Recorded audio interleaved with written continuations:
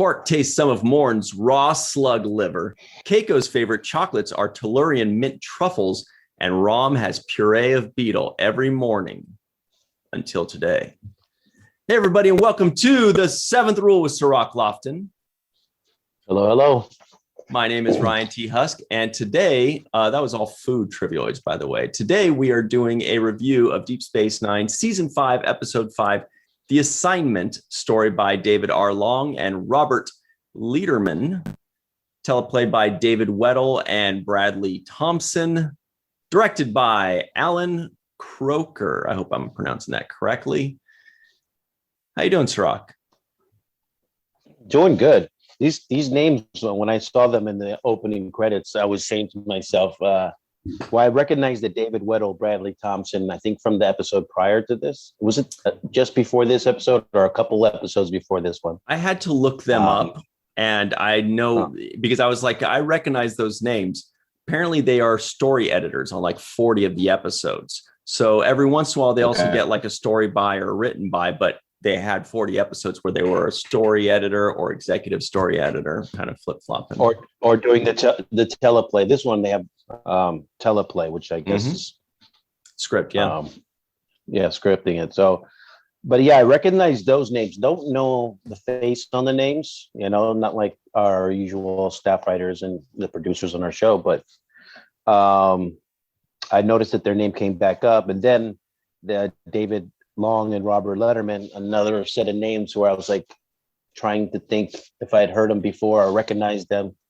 And even the director, Alan Croker, unless I'm missing something, and I got to look him up right now because another name that just didn't ring to a memory, But I know I'm in this episode, so I must have worked with him. Well, I'll tell you, with Bradley Thompson, David Weddle, apparently they're partners, like writing partners or something, because I did look them up, and they have like the same credits, meaning they're always working together. Most notably on Battlestar Galactica's reboot from 2004 to 2008, and more recently, Falling Skies with our good friend Mr. Doug Jones in there. The Strain, I think Doug Jones is in that too, actually. And For All Mankind, which is the new Apple series. I believe it's on Apple. That's really big time. Ronald D. Moore, I believe, does that one. Is it Ronald D. Moore? Let me check just to be 100% sure. But I believe it. Yeah, Ronald D. Moore. So okay, now I'm looking at Alan's picture, and I do remember working with him. If you look him up, he is actually a Canadian-born. Really chill guy. That's what I remember about him, how laid back and chill he was. He was like a smooth guy, one of those most interesting man in the world type of people that you're not nice. You're not really sure about, how crazy a lifestyle he might have lived. Really cool guy. I had good memories of working with Alan. So let me take that back. I do remember him now that I see his face, and he was a cool guy. And looking him up, he's done 39 Star Trek episodes directing, 13 Deep Space Nine, 13 Voyager, and 13 Enterprise. So living it up, this guy. Oh, wow. Sure. 13 is his number, huh? It must be. So as soon as I saw him, I was like, oh yeah, I remember him, because he did, obviously, like you said, 13 episodes. He was there quite frequently and got along well with the cast and crew, obviously, because they keep bringing him back.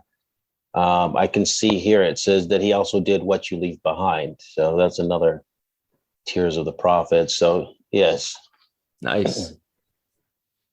So that all being said, is this the first and only Keiko-centric episode we've seen? I believe it is. Yeah. This is the only one that I can remember. Right. And I wanted to say that I'm glad that she got a chance to showcase her ability, because normally she's very brief. She's either on her way somewhere or just coming back from somewhere. And she gets like a scene or two really quickly. Usually, sometimes with Molly, so she doesn't even get the chance to do her own individual stuff. She's like more in the motherly capacity. But in this one, she actually gets some more identity more room to do her acting and showcase her skills. Yeah, and let's talk about that. Actually, we might as well. But I was actually very impressed with her acting, not because we would ever think that she couldn't pull off whatever she needs to in any kind of script, but because this was a very different kind of character. So I was interested, and I remembered being impressed with her way back in the day, because it's a completely different character that she played. And we've said this before, even great actors, it's still always a gamble if you write something completely different for them, because we're assuming that they can also portray this kind of character. They didn't audition for this kind of character. They auditioned for this. So it's always kind of a gamble, and they always seem to knock it out of the park. And Rosalind Chow, shout out to her, because she pulled it off.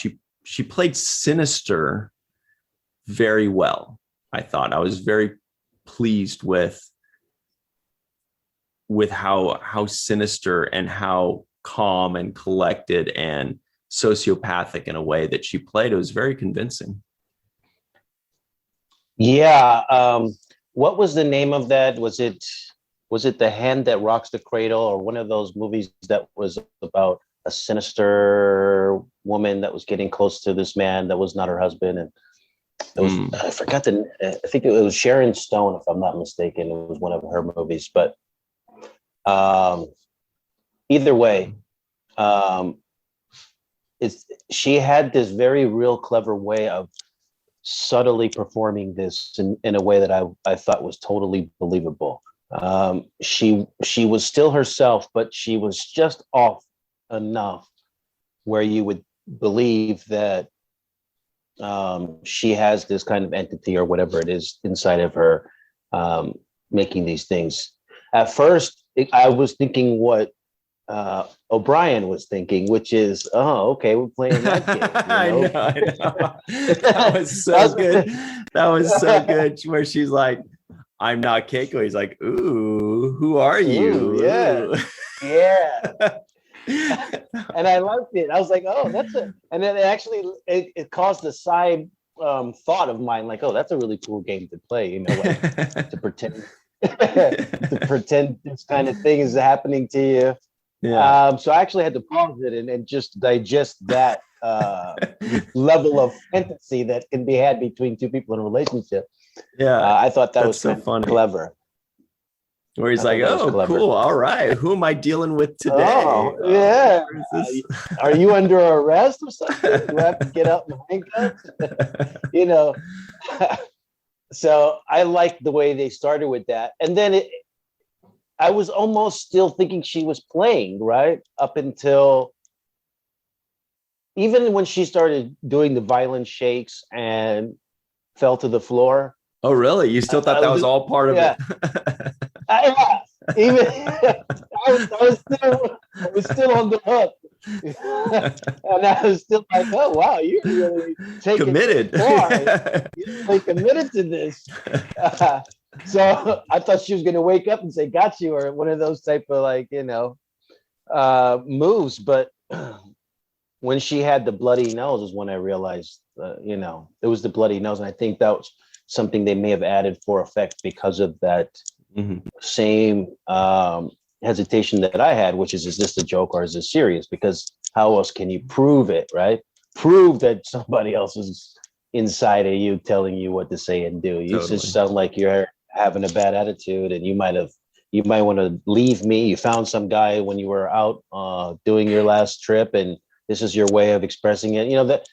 That would be the first instinct in the relationship, right? Thinking, hey, maybe something's going on. Are you cheating on me or something? Or is there something you're not telling me? Maybe you're terminally ill, and this is how you would lash out or mask some other kind of thing, secret. So it would be hard to buy it right away unless you had that nosebleed scene, which is very well placed, in my opinion, to just erase the doubt. Okay, she has physical evidence of the trauma. Right, that's a good point. And also, speaking of physical evidence, we forgot to mention what a cool shirt you're wearing today, Cirroc. Check it out, everybody. Oh yeah. It looks like it could be superhero, could be Wolverine.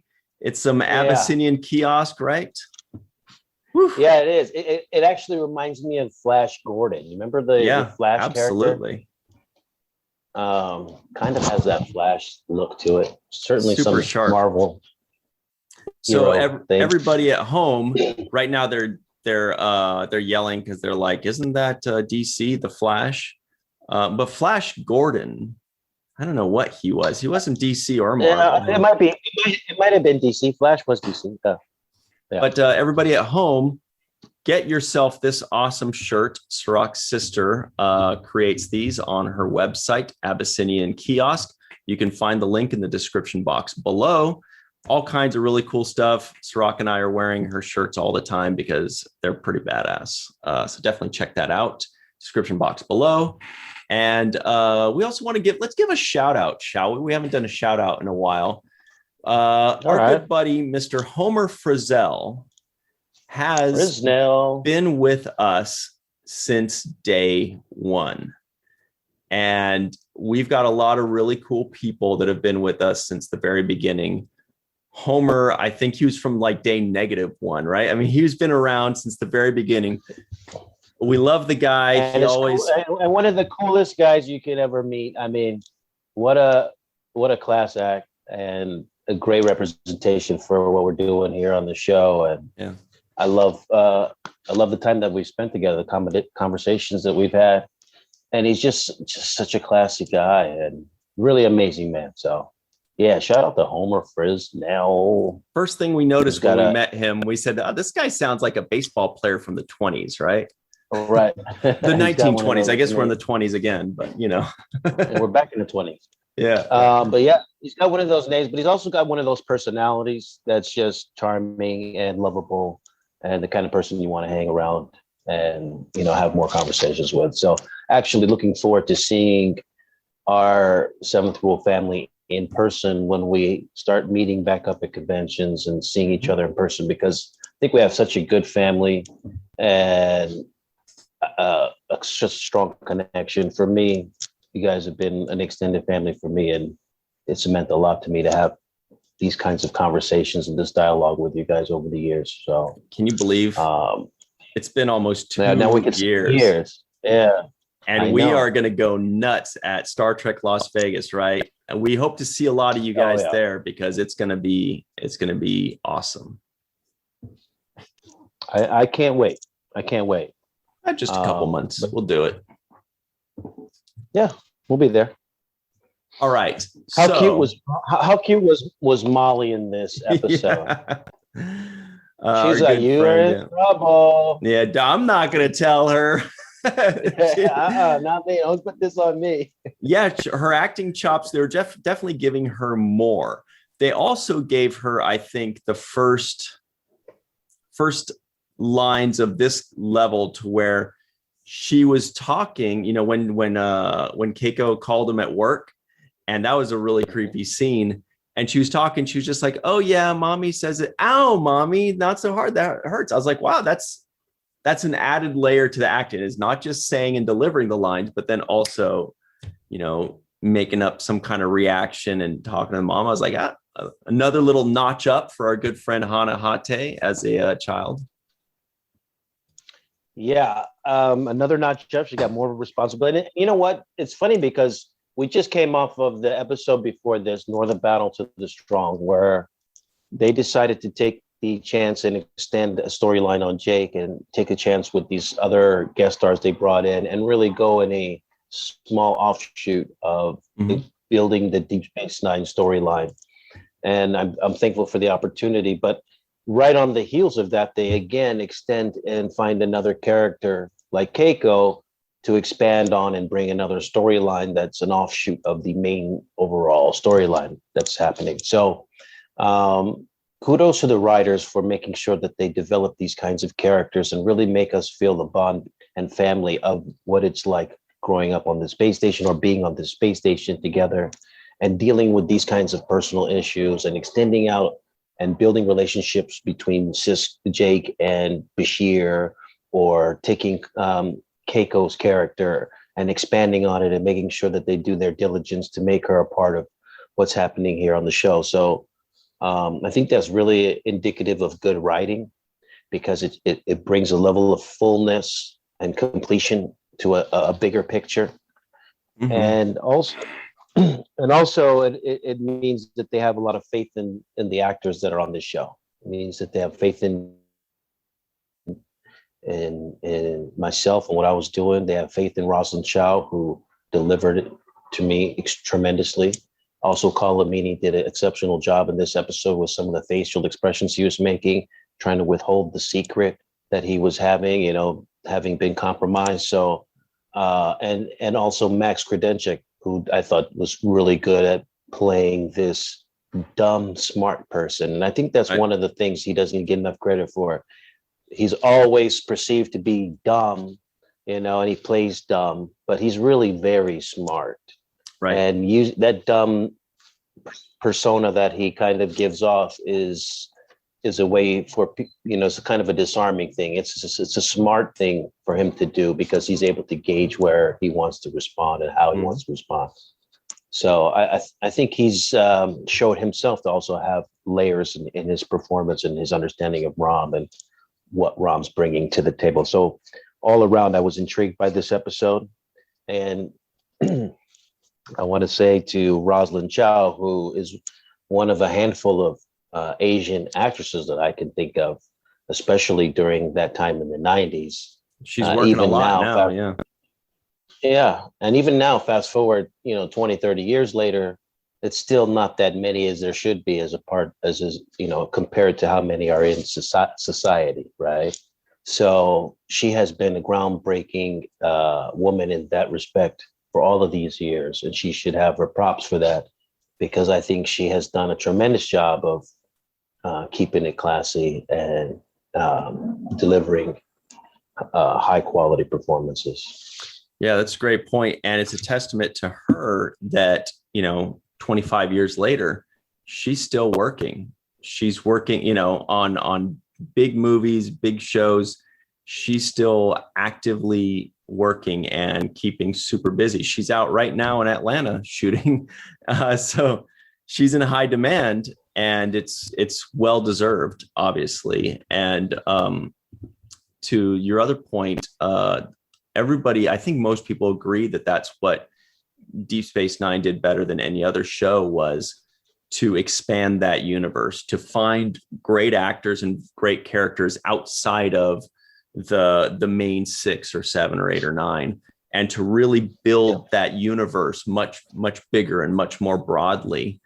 And yeah, Keiko, getting her first real major, episode is proof of that. Even Molly is expanding her lines and her role.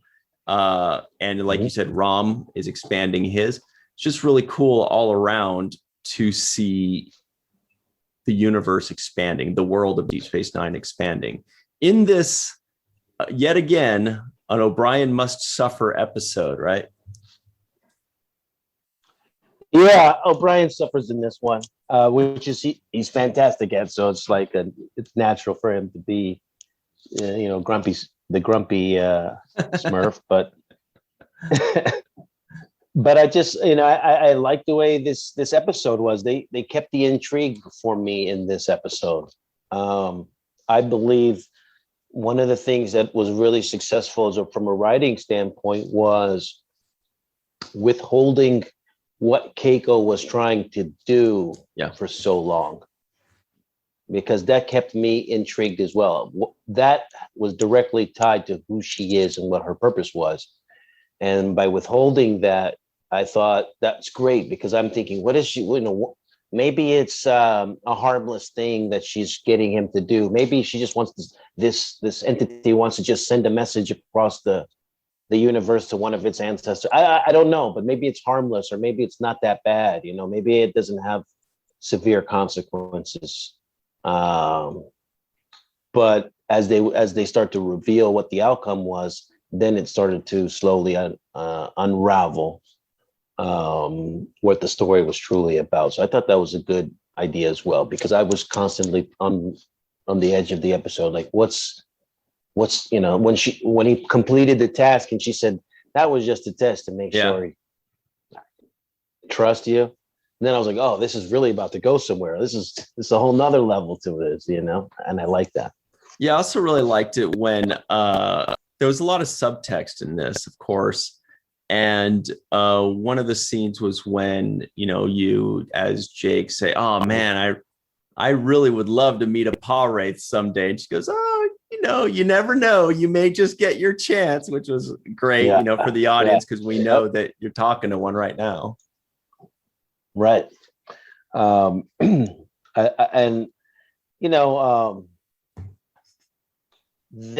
moment when O'Brien is really considering talking to Sisko about, like he's looking for Sisko.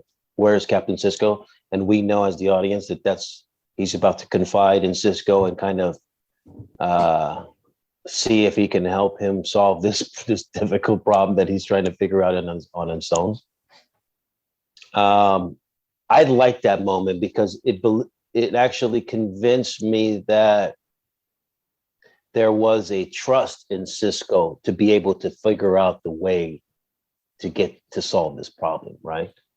O'Brien believed that Sisko would come to the rescue or be able to figure out this difficult problem. Mm-hmm. He had confidence in his captain to be able to help him in this issue. And I like the fact that he had that kind of a confidence in his captain, that he didn't just automatically say, I can do it on my own, but he actually thought, you know what, this is too much for me. I need to get help, And that Keiko knew that he was going to do that. And she's like, oh, really? So you're going to go see your buddies, huh? Well, let's do something about that. Did that jump out? I mean, I did rewind it to check out the stunts of it to kind of see how they did the whole Keiko, falling over, and they just kind of did quick little cuts, and it wasn't until I rewound it and watched it a second time that I noticed that.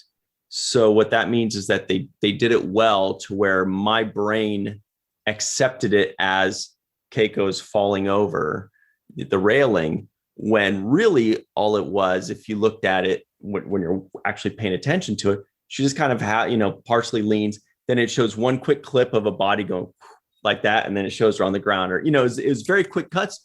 But as a filmmaker, you're always wondering, like, is this going to work? Like, we're not showing much. Will people fill in the blanks? And this one, we did fill in the blanks. At least for me, worked perfectly. It wasn't until I rewound it to check it again that I saw, oh, it was just a couple quick little cuts, and that's it. Yeah. See, I didn't go back and rewind it. I was sold on the fall. Mm-hmm. In my mind, I did kind of think to myself, okay, so the first half of the filming was on a mat where the double fell over and landed on a mat. And then they cut to her on the floor. Obviously, that's something they're going to do anytime. She's not going to really jump off of the rail. So that thought crossed my mind for a second. Okay, the person jumped off the rail and did a flip, because it was a kind of unusual fall where you do head first over, and you would kind of fall head first and then land on your back, like doing a flip. Yeah. And that's something that a stunt person is capable of doing. It's not a normal way to fall over the rail. Exactly. Right. If you're usually falling over rails, so I don't. Well, take it from me, a guy who's fell over plenty of rails. It's an awkward way to fall over a rail. But it just was a quick thought. It wasn't anything. I mean, I know that they have to patch that together to sell the audience. For me, more, I was focused on watching her cynical kind of ways that she would cut in and out of scenes. For example, when they had the party scene, and she was able to go into, hey, sis, hey, Dax, hey, how are you? And then cut right into him, like, you need to get to work and do this, right? Yeah, get your ass back out there. Yeah. So I love the way she was able to go in and out of being believable as Keiko to also being believable as not Keiko. That to me was the beauty in her performance. Well, let's take our quick break on that. When we get back to, I'd like to mention that there were 3 NAMs. I don't know if everybody knows where the NAMs are, but that's always fun for us.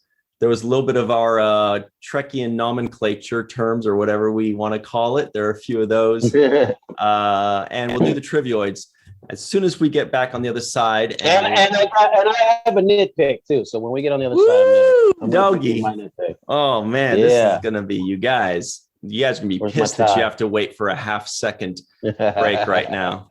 We'll be right back on the 7th rule. Hey everybody, and welcome back to the 7th rule with Cirroc Lofton. Hello. There's a new thing with our recording where as soon as we hit record, there's a lady's voice that says recording in progress, like we're on the Enterprise or on Deep Space Nine. It's very distracting, but it's also kind of fun. So here are the trivioids very quickly. Quark tastes some of Morn's raw slug liver. Rom has puree of beetle every morning until today. Rom tries Chief O'Brien's breakfast of choice. Bashir watered Keiko's Idrin hybrids and rotted their roots. Chief O'Brien's birthday is today. Keiko's favorite chocolates are Tellurian mint truffles. Caparol is a very time-consuming dish. Sisko reminded us of that, if I remember correctly. Jake tells O'Brien to make a wish. Molly wears her new purple shoes. This is an O'Brien Must Suffer episode. And Ferengi can be very focused, especially when nobody bothers to talk to them, Rom reminds us. So, those were fun ones. A lot of food-related things. The Trekkian nomenclature, or whatever we want to call it right now, when something is a Alcurian beetle or a Talaxian frog. We had Tellurian mint truffles, Rudelian brain fever, and Bajoran spiny basil that Keiko called basil, by the way. I don't remember that part. I don't remember that one. I remember the first two, the chocolates and the brain thing.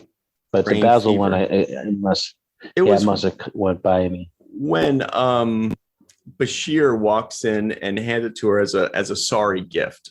She goes, Bajoran spiny basil. She's like, oh, that's nice or whatever. Yeah, and speaking of Bashir, he was kind of hilarious in this one. There were 2 lines that they were throwaways, but if you really listen to what he's saying, they were ridiculous. It was ridiculous for him to say. It was hilarious for me in that sort of way. And it was one of them is the incident where you're talking about when he hands her the basil, the Bajoran basil. He says to her something like, well, I have to leave because, I left the patient on the operating table. I'm like, who the hell? What kind of doctor are you leaving? Which is clearly untrue. It's a little white lie, kind of like when he said, I've got to go operate on somebody. Who are you operating on? I'll find somebody. I'll find someone, right. So I thought that was a nice little funny joke, a throwaway. He didn't really emphasize it that hard, but it was a throwaway. But I love the way he said it. I left the patient on the operating table. Like, what kind of doctor does that? And the other line that he had in this episode, which I thought was kind of, it kind of showed me the level of friendship that he has with O'Brien. And that's when they're kind of arguing over the bonsais, right? You destroyed my wife's bonsais by watering them. They don't take water. You watered them, and that's what's destroyed them. Bashir, going back and forth with his buddy, says, hey, man, just say you're sorry and take full responsibility. Just go ahead and take one for the team, man. Yeah, man. Don't throw me under the bus. And then they cut right from there to O'Brien saying, "Yeah, Julian's fault. He did." Yeah, all boy, he's really sorry. He's really sorry. He's an idiot. You know how idiots are. So it's the perfect. That's how two buddies would go back and forth, right? Come on, man, don't throw me under the bus. Just take full responsibility, and deal with it. And then, of course, he's like, "Yeah, sure, whatever. I'm gonna throw you under the bus. I don't want to catch that heat." So I like that also. I thought it was just clever writing between two friends. Another small little thing that shows how close they are. And I do want to talk about, and I'm sure you do too, about the whole storyline with Rom as well. But before we get to that, just a few more things with Keiko. One was, I thought it was very funny when she goes in and I think he's cut his hand, and we kind of touched on that. But her line was, she goes, "Get a hold of yourself." I don't know why that cracked me up, but she's just like, "Come on, man, grow up, dude. Calm down. Get your ass back out there." That was great. I also thought it was kind of funny that when O'Brien and the rest of the team are up at 3 a.m. Because there's a saboteur, we don't think anything of it, but Molly and Keiko called them also at 3 a.m. And I thought it was a little peculiar that a child is calling at 3 a.m. and she's just brushing her hair and everything's cool. I was like, did we forget that it's 3 a.m.? Oh, and speaking of which, you want to hit us with your nitpick? No, I do. And I want to add to the 3 a.m. thing. The other thing I thought was interesting was there was a lot of people in up at that time. So when she was showing him the anomaly and this and that, you would think it'd be down to a bare bones crew, but there was a few people walking around in the background. I thought a little bit more activity than I would expect at 3 a.m. on the station, right? Here's something I hadn't thought of real quick. They have 26-hour days, right? Yet they mentioned 3 a.m. Does that mean they have a 13 o'clock? They must have a 13 o'clock. Otherwise, you can't have, because you can't have a 3 a.m. on a 26-hour day unless there is a 13 o'clock. It's 13 a.m. and it's 13 p.m. That's their midnight and that's their noon. Yeah. Let's see. I had no idea. 26-hour day. You just schooled me on that. Yeah, and in some of the lines they'll say, keep resting, rest for 52 hours. That's doctor says rest for, lay down for 52 hours, meaning 2 days. But yeah, they have a 26-hour day on Deep Space Nine. But anyway, that's really interesting. So when they said 3 a.m., they have now committed to needing a 13 o'clock officially. Anyway. Nice. I got to get me one of them 26-hour watches. No, there should be, and the circle should be a Deep Space Nine thing. You know what I mean? Like it should be like a station, like what you draw on your doodles. There should be a watch that's like the station, and it's 13 hours around. 26 hours. Yeah. So yeah, I like that one. I like that 13-hour clock. So yeah, my nitpick was a little bit different, and here it is. So there was a moment where O'Brien was actually calculating with the computer how long it would take to stun and phase his wife, right? Stunning him would take 0.9 seconds. I think I know where you're going with this, and I totally agree. Please continue. Yes. Using the gas was 1.4 seconds. Trying to use a containment field was 2 seconds. Right. And all he was trying to do, and he was trying to figure out a way to get it done to a split second, because he knew that this Pah-Wraith or whatever was inhabiting her had a split second to kill his wife if it needed. So phaser at 0.9 seconds was too long to risk it. Right. But his wife is jumped off of the railing of the second floor of the promenade and must have been unconscious. Must have been unconscious during that time, which gives you the perfect opportunity to do that stasis field or whatever it is that you want to do to contain this person or this entity, right? So I thought I'm like, if my wife's knocked out right there on the floor, I'm thinking, perfect, Captain, putting her in a holding suite or something, or like, transport her to one of those holding suites. There's your chance. There's your chance. Or and put her in a medically induced coma, Bashir, medically induce her into a coma, keep her knocked out while we figure out what we're about to do. Right. And the other thing on top of that was at the end, when he zaps her in the runabout, that was longer than 0.9 seconds. That was like 5 to 8 seconds. And she's going like that. I was like, 1, 2. My math isn't so good, but so I got kind of lost there. 2, 3, 4. Freddy's at your door. Yeah, she was frying there for a minute. Your reenactment of it was almost as good as the original. I do always try to put myself in the position of the actor, where it's like a director saying, okay, now act like you're being electrocuted. And you're like, and they're like, no, but really give it your all. Like, and you probably gotta feel really self-conscious, being like, like, because I've had to do things like that in the past. And I felt like no matter what I did, it looked like a parody. Like it felt like a parody when I'm doing it. You know what I mean? And I can only imagine all the times you guys get hit by phasers or you get zapped by, electricity. You have to, and you're like, are you sure this looks okay? It feels so weird right now.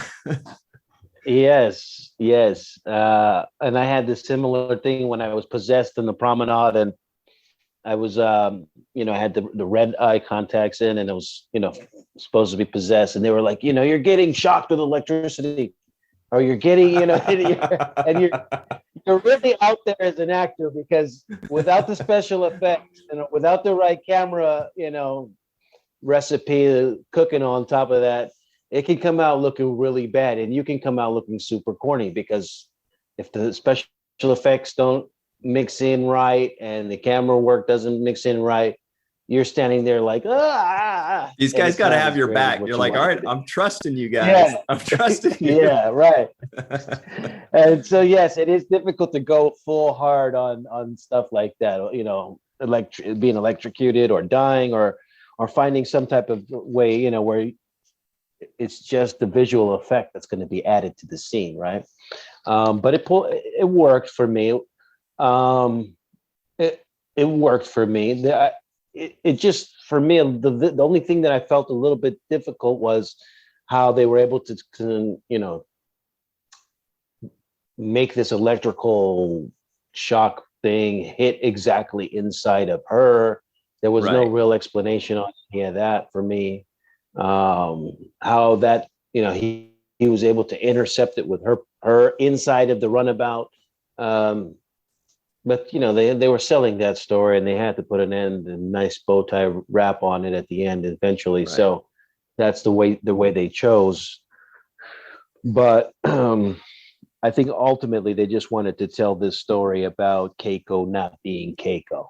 I think that's less about the Pah-Wraiths, less about the founders or the prophets that are inside of the wormhole. I think it's more just about how can we tell a really good Keiko O'Brien story and fill in this time. Now, you were going to talk about the NAMs. Who I picked up on Shakar. Who's the other NAMs that you have? Lita as well. So there was Shakar and there was Lita, when Rom also dropped a future hint that they will be getting romantic, because he said that Lita is always telling him about Bajoran, legends. And the third one was also a non-naming appearance mention when Keiko mentions the baby, meaning Kirayoshi, their baby. So that was, they didn't say the name, but they did mention the baby. They said the baby, and I think maybe it was O'Brien. He said, what's her name? Molly. He said Molly and the baby should stay with the Joneses or whatever like that. So those were the three I caught. Yeah. Okay, I remember that. So what did you think of Rom's storyline? Because we kind of touched on it a couple times here, but he got a lot of growth just in this one episode. Like he had a full arc that now he's part of the day shift, or no, he's part of the swing shift. Totally different. And he's already made that step forward that earlier in the episode he was saying he hoped for. Yeah, and we saw some growth in him as well, because once again, Quark is still doubting his family member, right? Yeah. He doubts Nog. He's doubting Rom. When he kind of was encouraging Rom a little bit the last time when Rom was saying he was going to leave and working at the bar wasn't what he wants to do. I felt like at the end they came to an understanding like, okay, I support you if that's what you want to do. Mm-hmm. But then it cuts right back to Quark, like you're wasting your time. They're putting you on waste extraction duty. You're getting flunked.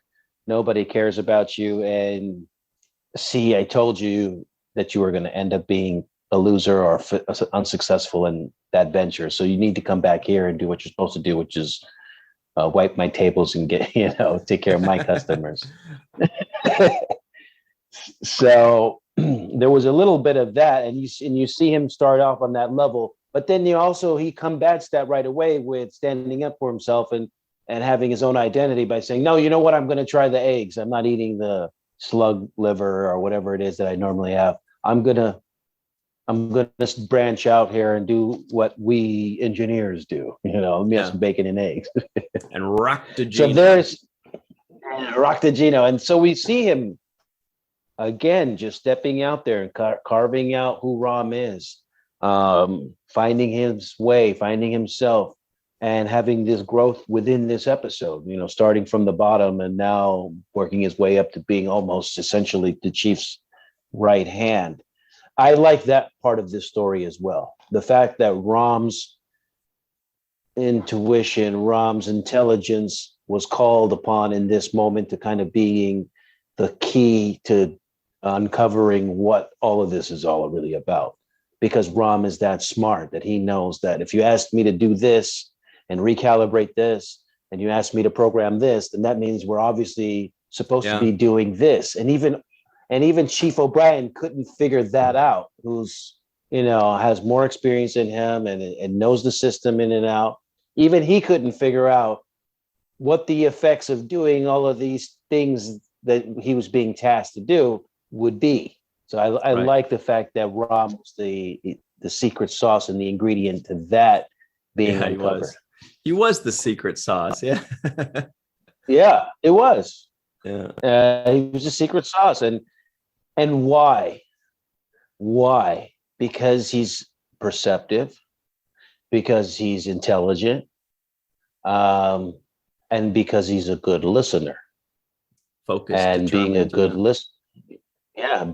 listener / learner allowed him to pick up that information from Lita, retain it, right? And be able to understand even further things. He mentioned because the Cosmoron or something, I think he was talking about the Cosmoron. Mm-hmm.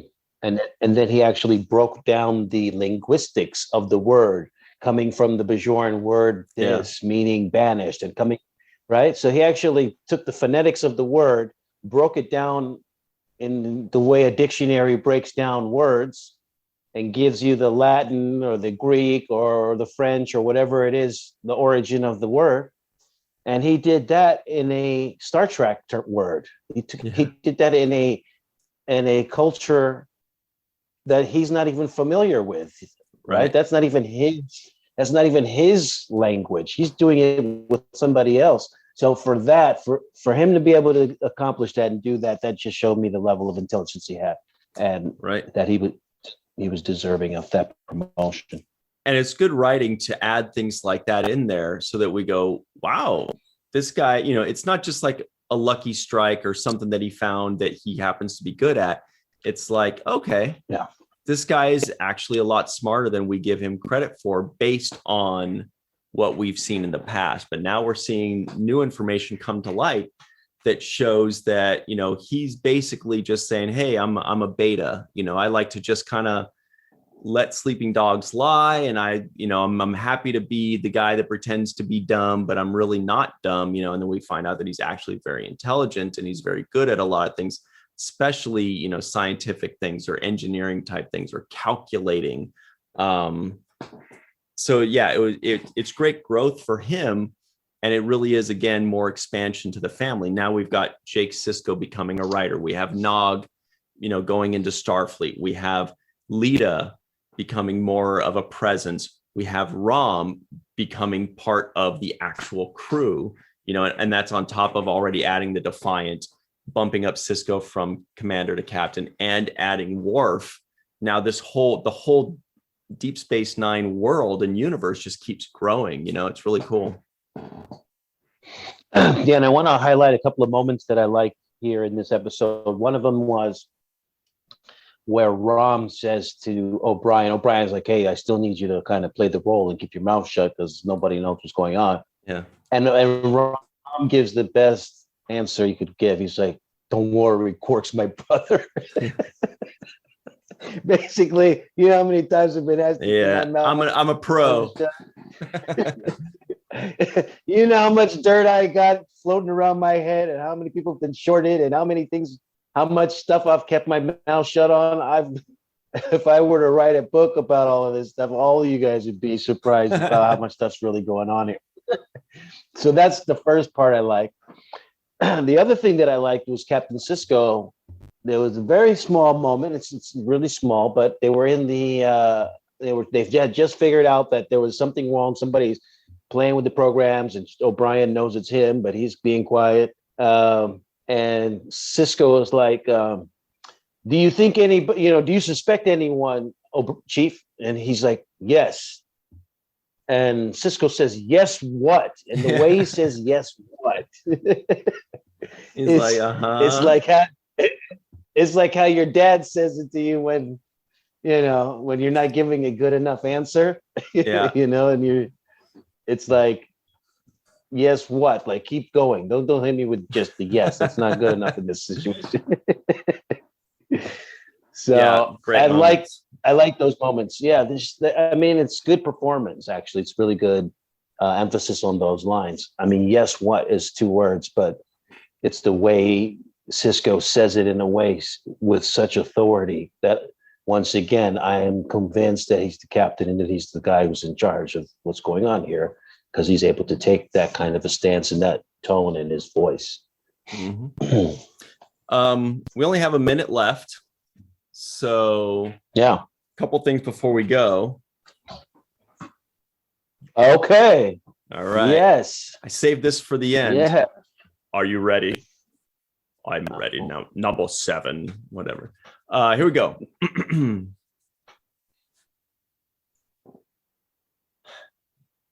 If Rom is bacon intolerant, he's also probably sausage intolerant. Okay. He said bacon doesn't agree with him, but then the next day he's like, oh, bacon doesn't agree with me. I'm going to have some sausage. And lastly, Jake Sisko guesses up on that too. The IMDb score. I'm going to say like a 7.5 on this. Very good. 7.3. 7.6. Yeah, 7.3 is what it got on IMDb. Very good. Very good. So everybody at home, stick around. We've got the free-for-all next with the coolest bunch of folks in the history of the world and the quadrant. And also very special thanks to Carmen, aka Skillet, PJ Thomas, TJ Jackson-Bey out in Missouri. I said Missouri instead of Missouri. Yes. Bill Victor Arucan. Arucan. Yvette Blackmon, Homer Frizzell, Eve England out in Wales, and Marie Segal, Titus Mohler, Tim Baum, and Dr. Sue V. Gruner. Here we go. Free for all is next. We'll see you on the other side on the 7th Rule. Oh, that's me. Wow. Hey, everybody. Welcome back to the 7th Rule. This is the free for all we are joined by Eve England out in Wales, TJ Jackson-Bey in Missouri, Mr. Scott Jensen, Malissa Longo floating around Deep Space Nine, and Dr. Marie Segal. We all had a pretty good laugh at the recording thing. We don't know. The computer? Yeah, we don't know if we're going to hear the computer on the recording or not. This is all just, we'll see what happens. Fun. It's so cool. And we have this. You also consent. And we have no idea. We have no idea how this happened. It just started today. Anyway, how you guys doing? I love that. Good. Heck yeah. Like having a Pretty butler. Having a butler. Like an English accent. Super lovely. It's like Or Jarvis. housekeeper. When you say butler, I can only think of Jeffrey from Fresh Prince. Oh Oh man. my god, I wish. Oh, yeah. Mr. Belvedere. Speaking of, really fast, have you tried to Google Fresh Prince of Bel-Air? Because if you do, there's like a license plate next to the Google bar that comes up. And if you click it, your whole browser goes into like 90s font and it has the lyrics going across the screen. And then when you reverse it to click it back, Will Smith like jumps across your screen. It's so cute. I love Throwing it. jazz out of the house. Yeah, Still throwing jazz out. it's super fun. Okay, so you I've click on seen the that, license actually. plate? Yeah.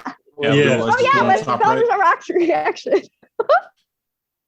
I love Yeah, fucking that's Marie Segal. cool. Look at that. You're straight back in 96 now, yeah. And then you flip it back out. Oh, wow. That is It's my, cool. it's my favorite one since the Wizard of Oz Google. Oh yeah. Moving with your auntie and uncle to Bel Air. That's pretty No, I cool like when I there. keep my Google that way permanently. That's sweet. Ryan's like, shut up. You told me about this like 4 days ago. Oh no, I'm doing it. I'm doing it right now. Okay. Yeah, it goes old school with it. And then how do you switch back? I'm not telling you. Well, you said you see Yeah, the Fresh Ren, Prince. that's your It's punishment. the same thing. Oh. No, your punishment or your reward. What the? Oh yeah. Okay. Oh. Whoa. Threw jazz out of the front of It the threw, bench. it threw jazz out of their Oh my god. Oh, oh, it's my favorite part of those episodes. Wow. That's What, pretty Melissa? cool. Oh, there How she do you goes. undo it? Oh, You press the Google- license plate again. Yeah, Google wait, Fresh undo Prince it of or do Bel Air, and then Again? Yeah. No. Just click the. You said undo it, right? Yeah. Yeah. Just click the license plate again. But I only see it once. no, click the X Oh. on the top right. So everybody at home, we're very sorry. We're Great. probably just going to clip all this out. Flash your welcome. Thanks, Anne-Marie. Yeah. Oh man. It's Anne-Marie's fault, everybody. Got it. You can all thank me. So let's start with TJ, who has, I think, something. Oh, by the way, happy birthday, TJ. Happy Happy birthday. birthday to to me. Yeah. Yeah. There it is. It's a celebration. The birthday long. His name Oh is my Jeffrey. gosh. Jeffrey. Yeah, there we go. It's got these I love sunshades it. on. That's my buddy right there. Nice. Oh. And someone made me caramel cake. Mm. Whoa. Yeah. Best birthday. Wow. That went with it too. Oh my gosh, I love this Terrible. continuity. Hey. You already said that was your favorite one months ago. Yes. Yep. Now we Yes. know it was So true. someone was nice enough to ask me, what kind of cake do you want? And I said caramel. And she's like, okay, never done that before. I'm going to give it a shot. She done Wow. good. Oh my Yeah, it gosh, turned that's out well, huh? amazing. She done Can we great. see what it Yeah, looks like? What it's supposed to look like? absolutely. 'Cause I've never had If I can, caramel cake. I've never Like, seen it make really. it not fall off the plate. There we go. Mm. That Oh, looks nice. so good. Mm. So, And that top layer is that caramel frosting. Is that what that is? right. I love this. It looks good to me. Looks good. Yeah. So, TJ, any thoughts on this Great. on this episode? Since you're the birthday boy, you get to start off. Yeah. That's it. All right. Well, it was a good one for Rosalind Chow. I enjoyed watching her get to stretch her legs a little bit and push Miles around. And I also enjoyed watching Rom in this episode with the secret mission. Somebody's still on the Fresh Prince. My bad. With the secret mission and not talking to Odo, and then finally realizing that hey, they really don't know about this. Like, what are we doing, Chief? But I also appreciate that he was willing to, stick with the Chief and still, help him and still keep things under wraps while he needed that to be the case. Because that shows, a level of, personal loyalty. Like he could have kind of screwed that whole thing up if he hadn't opened his mouth. So kudos Rom for being the guy that was there when was needed. Mm-hmm. Yeah. Big ups to Rom. Also want to point out that Eve England and Anne-Marie Segal are twinsies today. Yes. Yay! Look at that. Look at the Ferengi eyes. Both wearing the Ferengi eyes. You can get that shirt at our online store. That is teespring.com/the7th-rule. That is also in the description box below. Click on that. You can pick any kind of amazing, awesome shirt. Also in the description box below is walking art made by Melissa. It looks like Melissa might be wearing something from her own shop yes, right she now to is. show off too. Love that shirt. Oh, walking art made by Melissa. There it is. There it is. Very nice. So who else has some thoughts on this episode? There's a lot to cover on this one. And a discount at the Teespring store with Patreon. If you become a patron of the 7th Rule, you also get a discount on the Teespring store. Thanks for reminding us, Sure. Anne-Marie, every Okay. single time I forget. You can Okay, do that sorry. for as little as $1 Yes, American dollar, I believe. yes. And $5 gets you access to all the posts a month early before they're all full episodes on YouTube. So many perks. You should check it out. And for the low price of, I think, $30, round tables monthly with Cirroc himself. Okay, commercial over. Now back to you, Ryan. This is great. I was watching Cirroc. We're both just hanging out going, wow, this is great. We don't even have to say anything. We could just hang out. Let's get the kick back, man. You Yeah. guys are pros. I want to say something about Keiko when she started bossing O'Brien around, saying, "You ain't sleeping on the couch. You gonna get in the bed." Oh my God, I love Okay. it. I was like, "Whoa!" You This just- girl is Staying tough. PG, but I'm just going to say this and leave it alone that the Chief missed an opportunity. Or, Yeah. What a or space demon. does he is. have Yeah. that opportunity all the time? Because in the beginning, he thought Keiko was role playing. Oh, yeah, I was yeah. like, oh, he was into it always at be like first. this. Yeah, but remember this, guys. She also said that she's there. Keiko It was tiresome, yeah. does remember everything and is aware of everything. So it's maybe an opportunity missed for that Yeah. day, Yeah. but then tomorrow. Now that brings up a great question. Is that cheating? Would that be cheating? I think I think we- it's actually- weird. It's just I think weird. so. I think That brings only up the the ladies whole- can answer yeah. this one. Is that cheating, Okay, Eve? that's I think it's just weird. Yeah. If you have to ask if it's cheating, then you just might as well just that's a Good rule of I'll thumb. give you that one, Scott. you gotta ask and just dodge Oh my it. gosh. Yeah. Not a daytime television show. It brings up the quantum leap problem too, because that was a big deal in Quantum Leap. Right. Oh, Every episode, So it got more basically. interesting. right. Melissa, what do you think? Is that cheating or nah? I think it's hard to say. I mean, it's still Keiko, but it's not Keiko. So, but he knows it's not Keiko. So then it kind of would. be. Right. Mm. Right. Yeah, not But to bring then- a downer on things, but it Yeah. also seems at the very least, extremely inappropriate, being that Keiko is not a willing participant in this. So inappropriate is the nicest word I can use for this. Ryan, you're such a gentleman. I mean, I'm just thinking about it realistically. I'm just thinking about it, realistically here. Anyway, except for a caveat now. Okay. If this version of Keiko actually insisted that it happened, otherwise the real Keiko's life is in jeopardy, then he would actually technically be forced to do it to save Keiko. So that's true. Well, yeah, and these are the kinds of mental gymnastics that men do. I think they call that a Sophie's choice. Yeah, just get on a He's like, shellcraft and do it. baby, I'm sorry. I was willing to do anything to keep you alive. I was saving your life. But Space demon. at that point, Keiko is still aware of this dilemma. So if I'm fully aware of this dilemma, I mean, it's right. I And wonder if Keiko she is came out of victims that if she everywhere. actually was pissed about the flowers.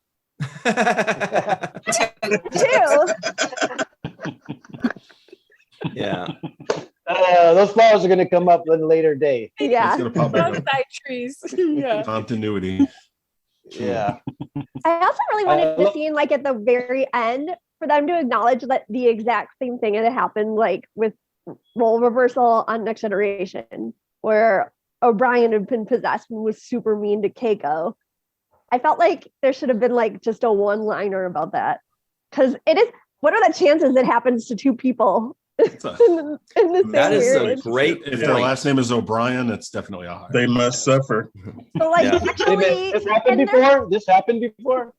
Yeah, but like and it was like basically the same thing. Like, because they're married, it was really, it was really ripe to like make the other one feel really weird and uncomfortable, and in like even more danger. Well, and tell us about this episode. You said there were the three characters, right? It was O'Brien, Troy, Power Play, and Data. And was it Data? Yeah, which doesn't really make that much sense. I think it's in season 5, and like these like three people claim to be like old Federation people, but actually they're just aliens, and they want to go to the polar region of some planet, and they're trying to like take the ship over so that they can get there. And they're really nasty, and kind of, at least one of them is very like sadistic in a way that this Pah-Wraith wasn't. So it makes it like a little bit creepier even, but it was exactly the same kind of thing. So I'm just like, what are the odds? And I think at the end, they even kind of were like, wow, it would be so hard to know what would happen. Like, either they say it or they like insinuate, like, it'd be so hard to know like how it would be if it happened to the other one of us. I'm like, it did happen to the other one of you. They've had a lot of weird, because remember when Keiko got turned into a little girl again? Oh yeah, and Rascals. Yeah. Oh Lord. That was they've had a lot of trauma, but this one I was just like, girl was like, Miles Edward O'Brien, I am still your wife. So Miles. And he's like, but you're 9 years old. Yeah. And he did such a good job of being like, this is creepy. Wow. That was on Next Generation, huh? Yeah. And there was a TOS episode about aliens possessing or they asked to possess the crew, didn't they, to rebuild their society in TOS? Remember, I think it was season 3. Anyone? Because they were in some kind of like cryo sleep, and all that was left was their consciousness downloaded in the computer. And they wanted to use Spock, Bones, and Kirk to rebuild their society. Yeah, let me just use your top 3 guys. Yeah, let's just use the main people like, in charge of the entire that's not suspicious at all. Yeah. To rebuild their entire planet. Yeah. Oh, I just started my TOS watch. Oh man. Did they do something like that in Voyager too? I think so. I was thinking about the Organians, but I don't think that's what you meant. The synthetic people, when there were the copies of all of them, it felt like that too. Oh yeah, from the Hell when planet. Harry and Tom were going down to the Hell planet, and you didn't know who was what. Episode the where they got off the planet and thought they were the real crew. Oh, it's so Be sad. sad. It was melting all the know. time. Don't even talk about it. My mascara's gonna run. So depressing. Well, we've gone off on quite a tangent. Okay, yeah, tangent. Okay. Let's I have a bring it question- back. I have a Let's bring it question back. for you O'Brien guys. must suffer. What is the official breakfast food for the 7th rule ship? Great question. For which shift? The 7th rule ship. I don't know, but we should keep the pancakes for sure. Pancakes, I'm definitely good. Go for pancakes. Yeah. I'm good with that. I'm good with pancakes. Pancakes. What do you think, hash Eve? browns. I do like pancakes, but I do like eggy bread as well. Eggy bread. Eggy bread. What's I that? think it's French bread. French toast. Yeah, French toast, Oh, eggy hell bread. yeah. Yep. Oh, I'm gonna start calling it that. That's so fun. Eggy bread, eggy Yeah. bread. Sounds way better. I'm good with the All right, French we're gonna have toast, to do too. a breakfast at some point when we're all in the same place, or many of us are, or most of us are. All Star of us Trek are. Las Vegas. Maybe Melissa's Cat- going to be there. Eve's going to be Cappuccino. there. Cirroc and I are going to be there. Oh my gosh. So is I this gotta get happening to be in there. 21 or 22? Oh my 21. like 90 days or something. Oh wow. 80 T days. minus 90 days. Yeah, there's a countdown on the website. So what do you guys Yeah. think? Is it pancakes or French toast or eggy bread or all three? We'll have all three. It's nice to have a mix. Yeah, might as well have all three of them. Yeah. Yeah. Carb it up. Bring some Like going to scrambled America. eggs and hash browns. Oh yeah. You know, Mm. I like hash browns. We can have a You You could do breakfast. tater Brown tots if paper. you want, but There's this great bagel shop in New Jersey that cuts the top of the everything bagel off really thinly and then dips it in egg and makes like a bagel French toast. Oh, cool. Oh, it's so good. Sounds You good. guys have much better breakfast than we have. I do love going to America just to have breakfast. It's my favorite meal. yes, thank you for that. We appreciate that. Oh, Yeah. yes, That's what we do. America. Let's put that tab on the BBC website. American breakfast. On behalf of American Breakfast, we'd like to thank you for that. You know, it's funny because when I travel, that's one of the things that I miss the most about being back here home Mm. is the breakfast as a cuisine. Like they don't do that in Africa or any other places. It's not like a big thing. Like even in Europe, a lot of the breakfasts are croissants or some kind of bread thing like that. But they don't do the whole sit down bacon, eggs, and toast with pancakes. And Mm. it's not a big thing. What's nice though is there's definitely more places here now that do the American brunches, and so we have a lot more options for pancakes and hash browns and stuff like that Yeah. than we ever used to, than just your bog standard, fry up. But yeah, so that's it's really good because I agree. It's definitely because you can just have that and then you just don't need to eat for the rest of the day. It's amazing. You don't need Exactly. to, but you In still Ethiopia? can.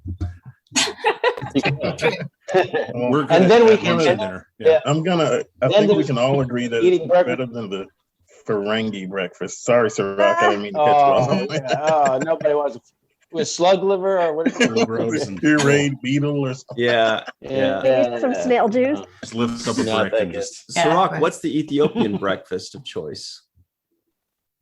Ethiopian breakfast, we make this thing called furfur. And furfur is essentially a dried up version of the leftovers of the dinner. So they just take whatever, because they make this bread called injera in Ethiopia, and that's the staple of the country. Everybody eats injera like everybody in China eats rice. Injera is the base food. And it's the bread that is, that they use to eat all the other stuff. And that bread, after you use it as a plate, so it's funny because you actually use it as a plate. You put the food on top of the injera, the bread, and then you use the injera to eat. So it's the plate and it's the thing you use to eat. But when you're done eating, the bottom level of that has all the juices of whatever was on top of it kind of soaked in. Well, they take that and dry it out. And they make this thing called furfur from that. So essentially it is the leftovers of dinner is breakfast. And so every time I go to Ethiopia, they're like, "Hey, you want some furfur?" I'm like, "No, I don't want to eat dinner. Last night's dinner for breakfast." And it's someone else's leftovers too, by the way. Yeah, No. yeah. I want to eat some fresh, like some breakfast food, So I love eating I was- leftovers for breakfast. So good. yeah, it depends on what it is and what time you wake up. But for the most part, it's a really heavy food, and everybody in Ethiopia is used to eating furfur, but not me. I can't do it. I have to have like a breakfast food, and so even if it's a slice of toast with some jelly on it, some jam, that's good enough for me. Doesn't have to be bacon, eggs, and hash brown and everything. I just need something that reminds me of a breakfast food, right? As opposed to a lunch or dinner type food. So that's one of the things I miss when I travel. That and cheeseburgers, like hamburgers and stuff, because you don't get really good cheeseburgers either out there. So I mean, you didn't used to, but just like Eve is saying, a lot of people have been traveling of the world and they're bringing back different cuisine and different kinds of traditional foods to different places. So now you go to Ethiopia, you can find a really good burger now.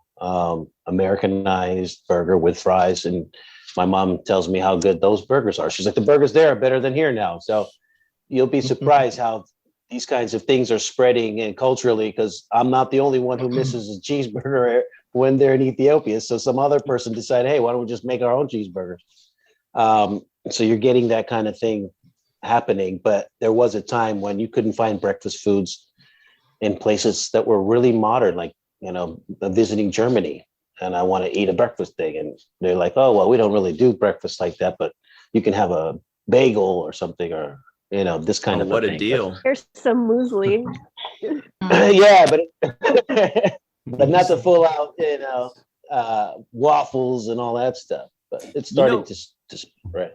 You know what a good place for breakfast was that I've seen was Catalan. If you've ever been to the northeastern part of Spain or the southeastern part of France, around Barcelona, Catalan has a really good breakfast. It's usually like toasts and pastries, or like pizza kind of things with tomatoes, with cheeses, with eggs, olives. It's making my mouth water a little bit, but like when I was there, like I looked forward to the breakfast actually.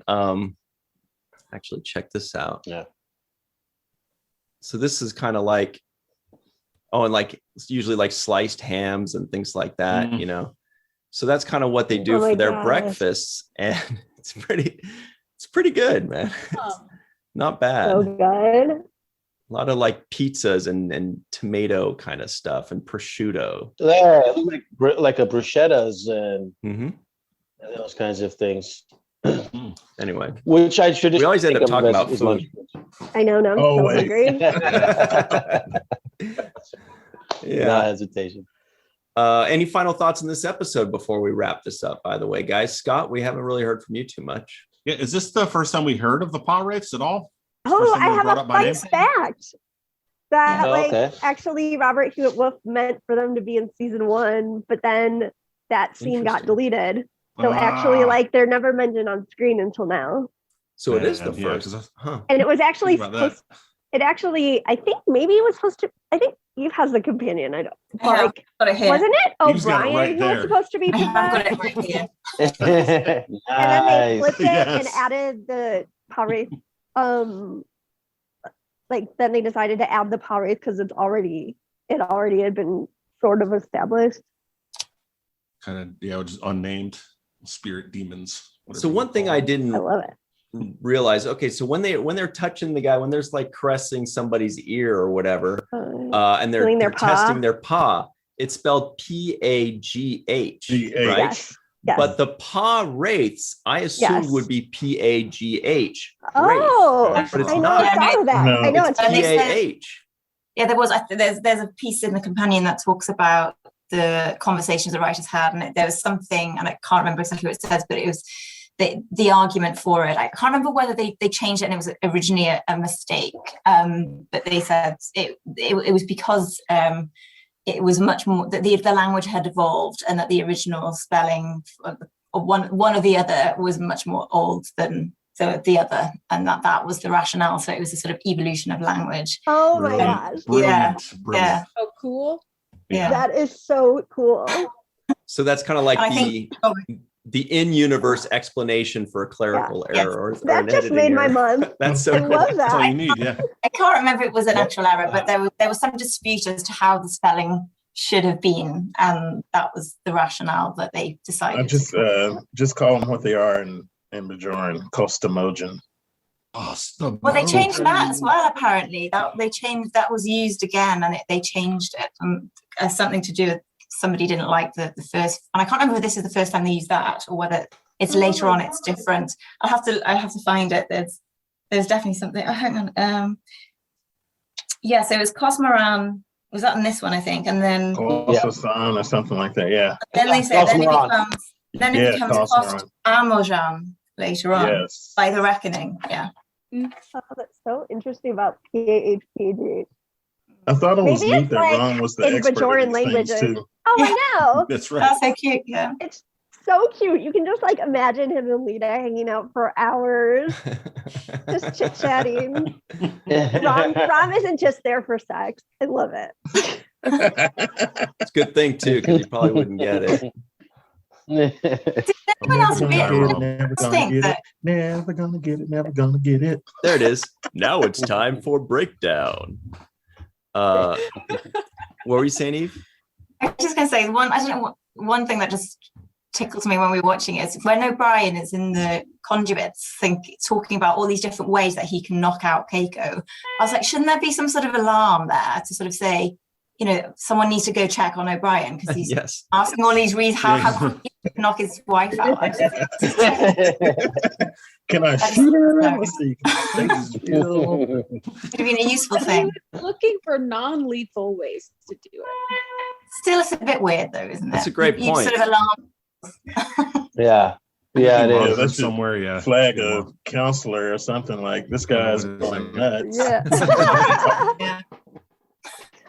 There was another thing that I thought was interesting. When they were explaining the Pah-Wraiths, they gave a whole backstory about them being like the fallen angels from the Celestial Temple, and I thought that's a pretty parallel to the biblical narrative of the fallen angels and how they've used the biblical story. So I thought that was cast out of heaven. Yeah, right. It was clever of them to kind of take that and then tweak it a little bit for the Bajoran religion. Yeah, I wanted to ask you about that actually, Cirroc. When I saw that, I made a note saying, "Oh, I bet Cirroc will have some cool things to say about that." And I totally forgot, like everything else. But there are definitely that reminds some me, parallels. Lucifer's about to come back on Netflix.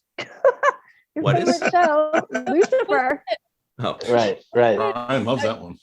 Wasn't it a choice for Lucifer and not so much a choice for Pah-Wraiths? I have no idea. They cast I feel like it was so similar. It was almost similar. Like they were trying to overtake the it says they like had the real I prophets. guess, different ideologies and the way that they wanted to interact with the Bajorans and also ideological differences. lead them one way or another. Yeah, because it gets into some stuff that we could say now to be a little spoilery for Cirroc, but later on there's some more stuff about who's the right and who's the wrong. And it was interesting that it was Jake who was asking about meeting them, and he wanted to go to the fire cave. Yeah, Jake is really so hip to Bajoran culture. I love it. I love how there was so much enthusiasm in that scene. Like, come on, take me with you. I want to go. Let's go. I want to see him. This is so neat. But the fire caves sound amazing. I mean, if you were sort of a kid, you'd want to go to the fire caves. Oh, absolutely. Yeah. I mean, I'd want to go to the fire caves. It sounds cool. Like, how are there not video games based on this? Like, it just seems like such a good thing to capitalize on. Well, everybody in the comments below, let us know if you've been to the fire caves or if you'd like to go. What were you saying, Cirroc? This time of year. Yeah. No, I was thinking about the tradition of having a candle on a cake and blowing it out, and how long that has been going on, and they kind of extended it, obviously 400 years into the future in this scene with O'Brien, make a wish and blow out a candle. I just wondered where the origin of making a wish and blowing out a candle comes from. That was kind of interesting to me that they kept that tradition. I also think it's interesting that the one line Cirroc has memorized was a Jake Sisko line there. He's like, he grabs him on the shoulder. Yeah, make a wish all this time. Yeah, yeah, right. But that's true. You guys, anybody know where that comes from?